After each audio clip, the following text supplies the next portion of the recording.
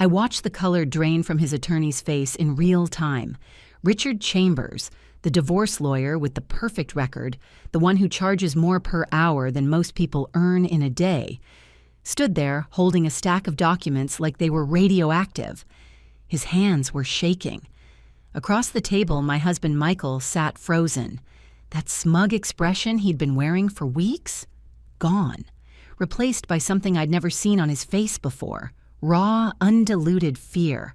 This was the man who kicked me out of our home. The man who looked at our little girl and called her disgusting things. The man who spent months planning how to leave me with nothing. Now he was realizing the truth. He had already lost this war before it even started. But I need to take you back to the beginning. Because 2 months ago, I was convinced my entire world had ended. My name is Rebecca Thornton. I'm 34 years old. And for an entire decade, I thought my marriage was solid. Maybe not fairy tale perfect, but real and good. Before Sophie came along, I worked as a forensic accountant, and I was damn good at it. My specialty was finding money that powerful people tried to hide. I dismantled fraud schemes that millionaires thought were untouchable. Then my daughter turned 2 and received a diagnosis that changed everything. A chronic respiratory condition that required constant care and attention. Michael had all the right words ready. "Sophie needs her mother at home," he said. "My salary is more than enough for all of us," he said. "Your career will still be there when she's older," he said. So I walked away from everything I'd built professionally. I became a full-time mom and supported my husband's ambitions. Isn't it funny how life works sometimes? That Tuesday evening seemed completely ordinary at first. I stood at the stove cooking dinner. Sophie sat at the kitchen table working on her homework. Then Michael walked through the door hours earlier than usual. That alone should have told me something was wrong. My husband never left work early, not once in 10 years. He sat down across from our daughter, loosened his tie, and announced, as casually as if he were discussing the weather, that he had filed divorce papers. Just like that. No emotion, no warning, like he was reading items off a grocery list. But he wasn't finished talking. Each sentence that followed felt like a physical blow. He intended to take everything. The house, both cars, every investment account. He had retained Richard Chambers weeks ago, and according to Michael, I should simply accept defeat because fighting would be pointless. Then his eyes moved to Sophie, our 8-year-old daughter, sitting right there, absorbing every single word. What came out of his mouth next will haunt me forever. He said he had no use for me or my disgusting sick kid. Those exact words. Disgusting. Sick. As if our child was something to discard with yesterday's trash. Sophie's face crumpled. Tears poured down her cheeks as I pulled her into my arms, trying to shield her from the monster her father had become. "Michael?" He checked his watch, annoyed, like our devastation was making him late for something. Then came the doorbell. Because apparently, Rock Bottom has a basement. My mother-in-law, Evelyn, breezed in without knocking. She had her own key, of course. The woman had never understood the concept of boundaries. She marched into my kitchen with the confidence of someone who'd just won the lottery. And before even acknowledging her sobbing granddaughter, she pulled out a measuring tape. A measuring tape. She started checking the window dimensions, planning new curtains, while Sophie wept in my arms 3 feet away. Evelyn had despised me from day one. The moment Michael introduced us, she made her opinion crystal clear.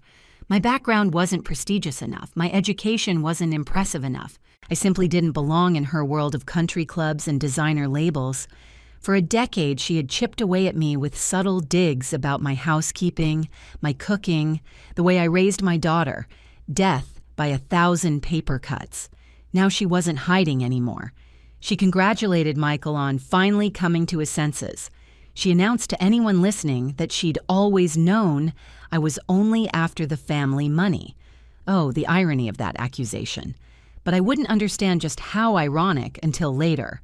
Michael informed me I had exactly 48 hours to pack up and vacate his property.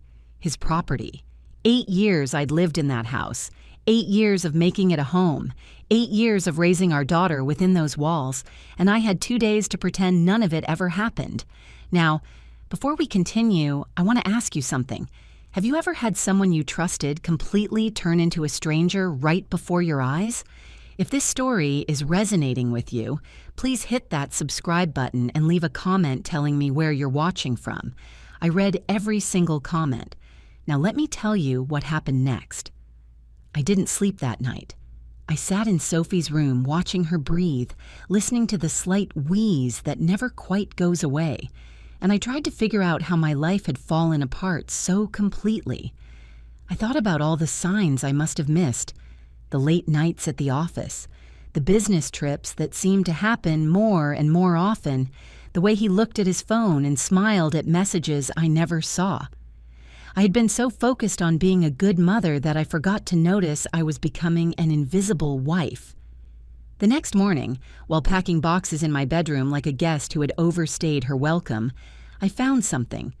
A bank statement that had fallen behind Michael's nightstand, probably months ago. I almost threw it away with the dust bunnies, but old habits die hard. And when you spend years analyzing financial documents, you can't help but look at numbers. Something was wrong. The account balance was way too small. I knew roughly what Michael earned. I knew our monthly expenses. The math didn't work. There should have been at least 3 times this amount in savings. Where was the rest of our money? I tucked that statement into my purse. At the time, I didn't know why. Maybe instinct, maybe hope, maybe just the forensic accountant in me refusing to let a discrepancy slide. But that crumpled piece of paper would change everything. Michael stood by the door as I loaded the last boxes into my car. Sophie was already buckled in the back seat, clutching her stuffed rabbit and looking confused about why we were leaving our home. Michael didn't hug her goodbye. He didn't even look at her. He just checked his watch like we were making him late for something more important. Probably a golf game or his girlfriend, though I didn't know about her yet. I drove away from the house I had made into a home, the life I had built, and the man I thought I knew. My daughter asked me when we were coming back home. I didn't have an answer, but I had that bank statement, and I had 10 years of professional training that Michael had apparently forgotten about. Michael wasn't satisfied with just ending our marriage. He wanted to destroy me completely. Within days, our mutual friends stopped returning my calls. One of them finally admitted why. Michael had been telling everyone I was mentally unstable. He said I had substance abuse problems.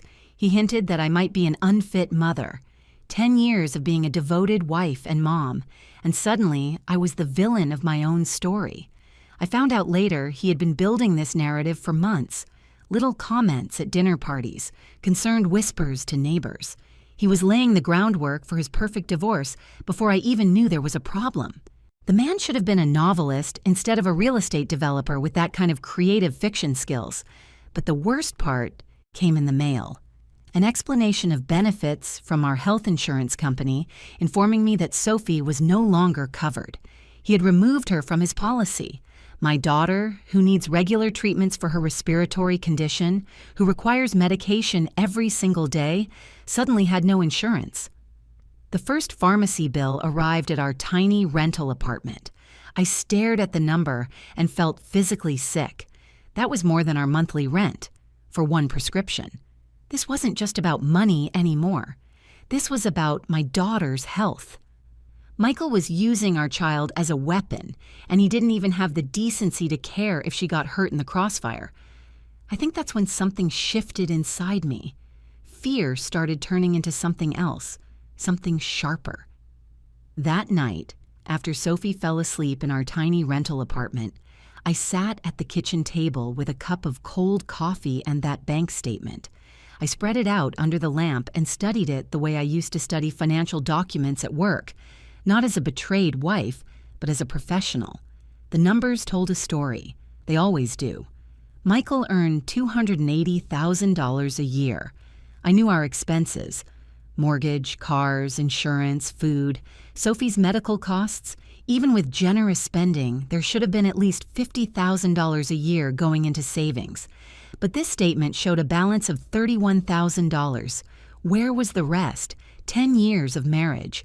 At least $500,000 unaccounted for. The forensic accountant in me woke up.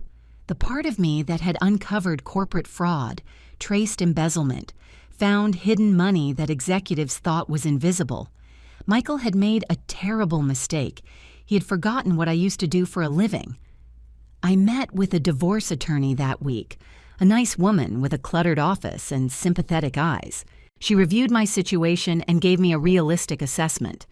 Michael has resources, she said. He has Richard Chambers. He's been planning this for months while you've been blindsided. I'll do my best, but I want you to be prepared.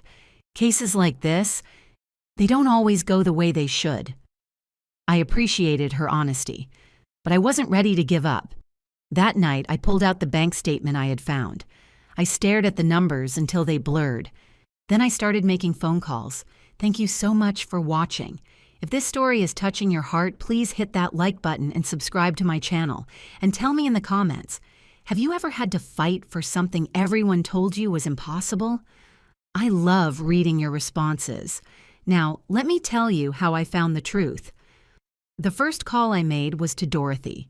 Dorothy Mitchell was 68 years old and had been doing forensic accounting since before computers made it easy. She was a legend in our field. The woman who had uncovered a $40 million embezzlement scheme using nothing but paper records and a calculator. She had also been my mentor when I first started my career. I hadn't talked to her in 6 years, not since I left work to raise Sophie. But when I called and explained my situation, she didn't hesitate. "Bring me everything you have," she said. "Every statement, every receipt, every scrap of paper. We're going to find where your husband hid the money." "How do you know he hid money?" I asked. She laughed. "Honey, I've been doing this for 40 years. Men like your husband always hide money. It's just a question of where and how much." I spent the next 3 weeks gathering documents. It wasn't easy. Michael had been careful. He controlled all the financial accounts. He handled all the taxes. I had trusted him completely, which meant I had almost nothing. But almost nothing isn't nothing. I found old tax returns in a box I had packed from the house. I pulled credit card statements from email archives I had forgotten existed. I requested records from banks, citing my rights as a spouse on joint accounts. Piece by piece, I built a picture of our financial life, and the more I looked, the worse it got. The first hidden account turned up in week 2. It was at a bank I had never heard of, in a state we had never lived in. Michael's name was on it alone. The balance was $127,000. Dorothy taught me how to trace wire transfers, how to spot shell companies, how to follow money through the maze of accounts that people create when they're trying to hide assets. Michael thought he was clever. He thought his schemes were bulletproof. He had never met Dorothy Mitchell. Dorothy worked from her home office, surrounded by stacks of paper and 3 cats who wandered across her desk at inconvenient moments. She was old school, preferred paper to screens, pencils to keyboards, but her mind was a steel trap. "Your husband made a classic mistake," she told me one evening, pointing to a series of transactions on her dining room table. "He thought complexity would hide the fraud, but complexity creates patterns, and patterns tell stories." She showed me how money had moved from their joint accounts to shell companies, to investment portfolios, to offshore accounts. Each step was designed to obscure the trail, but each step also left fingerprints. "He's been doing this for at least 5 years, Dorothy said.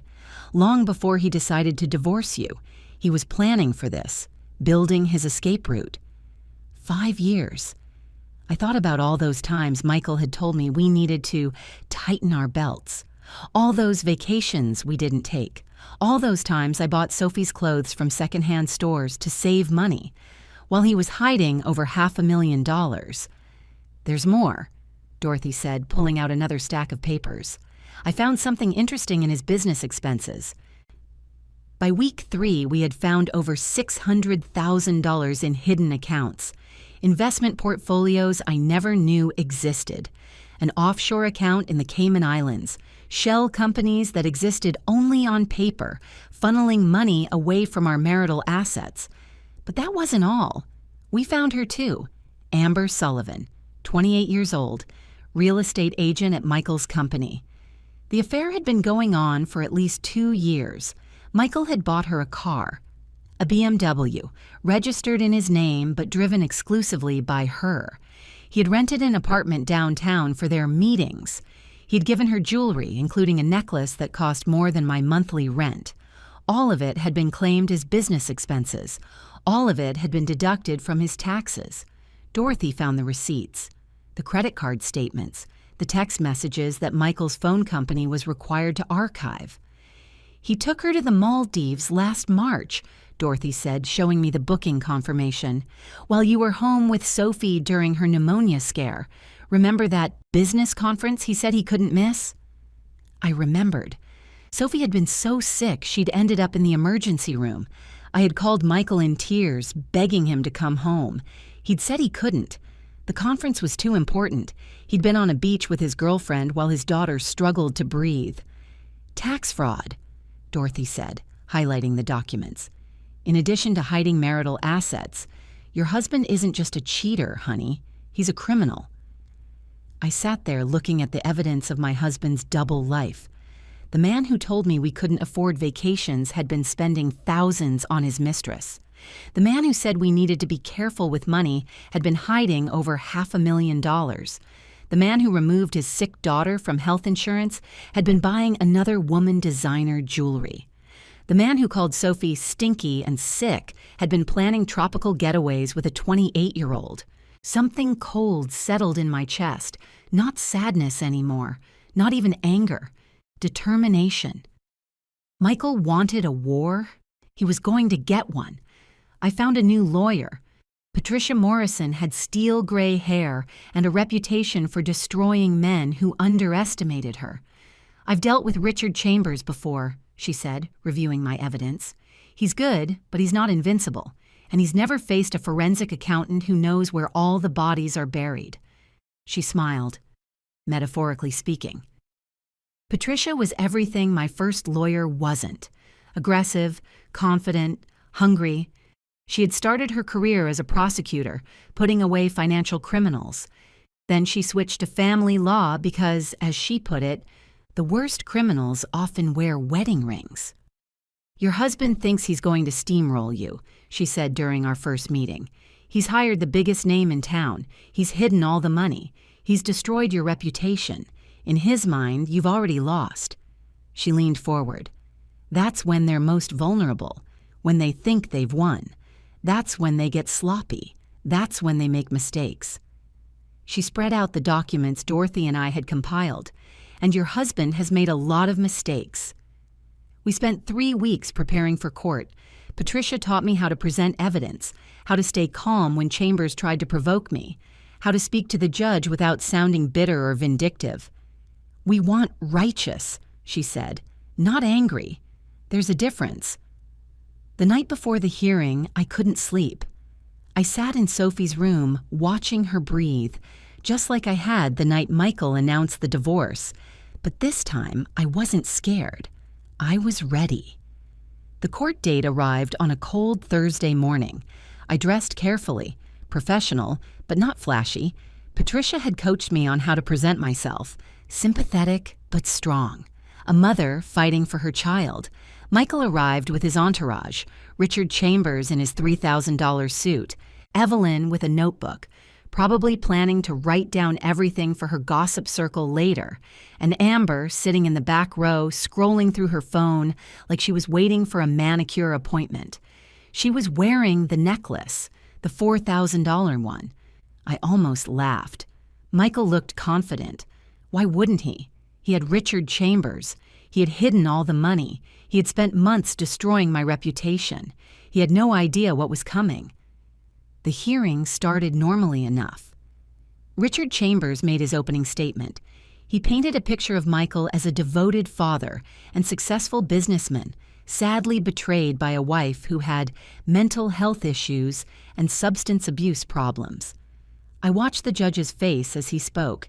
She was experienced, probably in her 60s, with sharp eyes that didn't miss much. She wasn't buying it, I could tell, but she let Chambers finish his performance. Then Patricia stood up. "Your Honor, we have evidence that Mr. Thornton has systematically hidden marital assets, committed tax fraud, and perjured himself in his financial declarations to this court."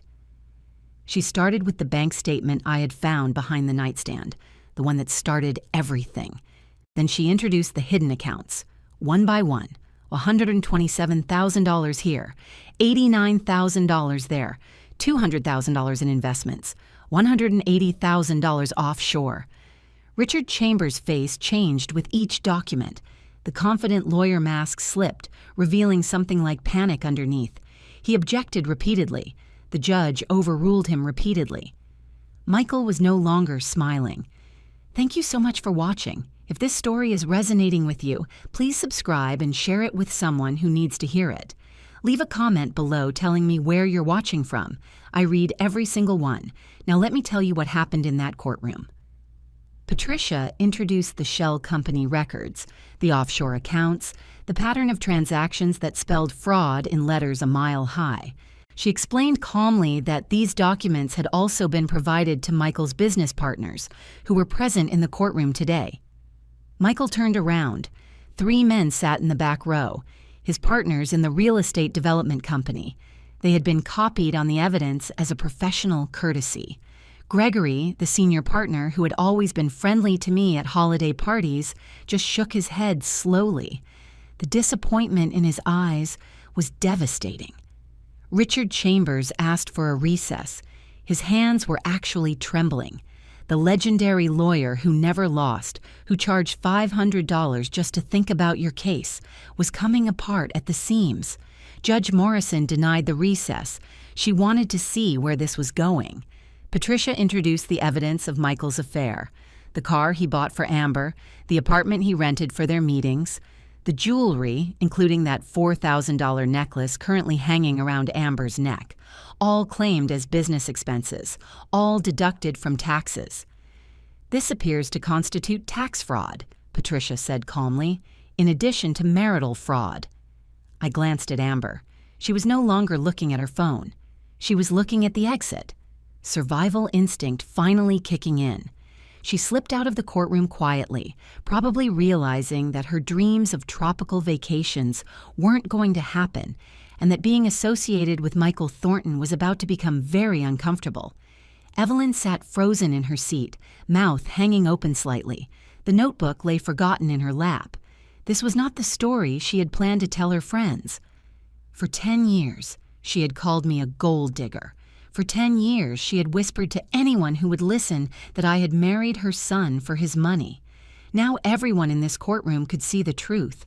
I wasn't the gold digger. Her precious boy was the thief. Michael tried to speak. He said this was all lies, all fabrications, that I had somehow manufactured evidence to destroy him. Judge Morrison cut him off. "I have seen a lot of cases in my career," she said. "People lie to me all the time, but the audacity of lying this extensively, this brazenly while committing fraud against a spouse, business partners, and the federal government simultaneously, that is genuinely impressive, and not in a good way." She looked at Michael the way you look at something unpleasant stuck to your shoe. Then she looked at me, and for just a moment, I saw something like respect in her eyes. The ruling was everything I had dreamed of and more. Full custody of Sophie to me. The house, which I had actually paid for with my grandmother's inheritance, a fact Michael had conveniently forgotten, transferred entirely to my name. 70% of all marital assets awarded to me due to Michael's fraud, hidden accounts, and perjury before the court. Full child support calculated on his actual income, not the fake numbers he had reported. Medical expenses for Sophie covered completely. Michael was ordered to restore her health insurance immediately, retroactive to the day he had removed her. The judge also awarded me attorney's fees. Every penny I had spent on Patricia would be paid by Michael. She had one final comment before adjourning. "Mr. Thornton," she said, looking at Michael over her glasses, "I have been on the bench for 23 years. I have seen a lot of people try to hide assets from their spouses. Most of them are at least smart enough to not commit federal crimes in the process." She shook her head. "You are not a smart man, Mr. Thornton, and your choices have consequences." She banged her gavel. "Court is adjourned." The man who said he wanted everything was about to lose everything. The man who told me to get out of his house was now legally required to get out of my house. The man who called his daughter stinky and sick would spend the next 10 years paying for her care, whether he liked it or not. But the court ruling was just the beginning of Michael's collapse. The federal investigation started within 3 weeks. Tax fraud is not something the IRS takes lightly, especially when it's documented this thoroughly. His assets were frozen pending investigation. His passport was flagged. The tropical vacations he had planned with Amber would have to wait, possibly forever. His business partners filed their own lawsuit. Embezzlement from a partnership is a serious matter. Gregory and the others were not feeling forgiving. They wanted their money back plus damages. Michael's lawyers, plural now because Richard Chambers had mysteriously developed a scheduling conflict that prevented him from continuing representation, were billing hours they would probably never collect. Evelyn stopped posting on social media. Her friends had seen the court documents, which were public record. The gold digger story didn't hold up well when everyone could read about her son's $600,000 in hidden accounts and his ongoing federal investigation. I heard through mutual acquaintances that she had taken down all her posts about the divorce and was telling people she had always had concerns about Michael's character. Some things never change. Amber disappeared from Michael's life approximately 45 minutes after the court ruling. The apartment he had rented for her was in his name, and with his assets frozen, rent was no longer being paid. The BMW was repossessed 2 weeks later. I don't know where she went, and I found that I genuinely did not care. She was a symptom, not the disease. Michael had plenty of problems that had nothing to do with her. Epilogue. 1 year later, Sophie and I moved back into our house. Our house. I let her pick new colors for her bedroom, and she chose purple with silver stars. We adopted a cat from the shelter because Sophie had always wanted one, and Michael had always said no. She named him Biscuit. He sleeps at the foot of her bed every night. Her breathing is better now, regular treatments, proper medication, a stable home where she feels safe and loved. The first night back in our house, Sophie stood in the doorway of her room, looking at the purple walls and silver stars we had painted together. "Mom," she said quietly, "are we staying this time? For real?" I knelt down and took her hands. "This is our home, baby. Nobody can take it from us, not ever." She hugged me so tight I could barely breathe. "I love you, Mom." "I love you too, sweetheart. More than anything in the world." She still asks about her father sometimes. The questions have changed over time. At first, she wanted to know when Daddy was coming home. Then she wanted to know why Daddy was so mean. Now she just wants to understand what happened. I tell her the truth in age-appropriate ways. He made some bad choices. He has to deal with the consequences. We're going to be okay. She's in therapy now. A wonderful child psychologist who helps her process everything that happened. Some weeks are harder than others, but overall, she's healing. Kids are resilient, more resilient than we give them credit for. I went back to work. It turns out that forensic accountants who can uncover massive fraud schemes are in high demand. Dorothy recommended me to several firms, and I had 3 job offers within a month. I chose the one with the best health insurance and the most flexible schedule for a single mom. My skills had been sleeping for 6 years, but they woke up ready to work. The irony isn't lost on me. Michael convinced me to give up my career because Sophie needed me at home. In the end, it was that career, those skills he dismissed as unnecessary, that saved us both. Sometimes I wonder if that was part of his plan. Keep me dependent. Keep me ignorant. Make sure I wouldn't have the tools to fight back when he decided to leave. If so, he miscalculated badly. Dorothy retired last spring. She sent me a card congratulating me on my victory, with a pressed flower from her garden tucked inside. She wrote that her daughter had cried happy tears reading about the case, and that sometimes justice really does win. I framed that card. It sits on my desk at work. I started a pro bono consulting service for women going through divorces with financially controlling spouses. One afternoon a month, I review their documents and help them understand what their husbands might be hiding. It's the least I can do. If Dorothy hadn't helped me, I don't know where Sophie and I would be right now. Probably in that tiny apartment, struggling to pay for medication, while Michael lived his best life with our money.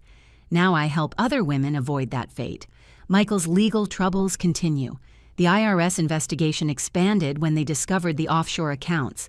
His passport remains flagged. His assets remain frozen. His business partners won their lawsuit. He owes them over $400,000 in damages, money he doesn't have because everything is tied up in legal proceedings. Last I heard, he was living in a one-bedroom apartment on the wrong side of town, working as a consultant for a small real estate firm that doesn't know about his history. Evelyn doesn't visit him much anymore. Turns out her love for her precious boy had limits. Specifically, the limit was his ability to maintain the lifestyle she wanted to brag about. Now that he's broke and disgraced, she's suddenly very busy with her book club and charity work. Some things never change. Last month, I ran into Michael at the grocery store. He looked smaller somehow, diminished. The expensive suits were gone, replaced by wrinkled khakis and a shirt that needed ironing. The confidence that used to radiate from him had evaporated completely. He was buying generic brand cereal and store brand coffee. The man who used to insist on only the finest things was now counting pennies in the checkout line. He saw me and opened his mouth like he wanted to say something. No words came out. I walked past him without stopping. I had nothing left to say to him. Part of me, a small part, felt something that might have been pity. This was the man I had loved for 10 years, the father of my child. Watching him reduced to this was strange. But then I remembered Sophie crying at the kitchen table. I remembered him calling her stinky and sick. I remembered the insurance cancellation and the pharmacy bills, and the nights I lay awake wondering how I would keep my daughter alive. I remembered Amber and the BMW and the Maldives trip while Sophie was in the emergency room. I remembered Evelyn measuring my windows while my daughter sobbed in my arms. The pity evaporated. He did this to himself. Every single choice that led him here was his own. I walked out of that grocery store into the sunshine, got in my car, and drove home to my daughter, to our house, to our life, the one we built without him. Some people think being quiet means being weak. Some people confuse patience with surrender, and some people really should pay more attention to their wife's career history before trying to steal everything she has. My grandmother used to tell me that the universe has a long memory and a good sense of timing. I didn't always believe her. But sitting in my kitchen now, watching Sophie play with Biscuit in the backyard of the home I fought for, I think maybe she was right. Justice doesn't always come fast, but when it comes complete. If you're watching this and you recognize yourself in my story, if you're trapped in a marriage with someone who's hiding money, lying to you, using your children as weapons, I want you to know something. You are not powerless. You have more options than you think. And if you have skills, if you have knowledge, if you have friends who believe in you, use them. Don't let anyone convince you that you've already lost. The fight isn't over until you decide it's over. My name is Rebecca Thornton. I am 35 years old. I am a forensic accountant, a single mother, and a survivor. And I am proof that the quiet ones are often the most dangerous. Thank you so much for watching my story. It means more than you know that you stayed until the end. Please hit that subscribe button and the notification bell so you don't miss my next story. And share this video with someone who needs to hear it today. More of my most gripping stories are already on your screen. Click one now and don't miss the best part. You'll love it. See you in the next one. With love and strength, Rebecca.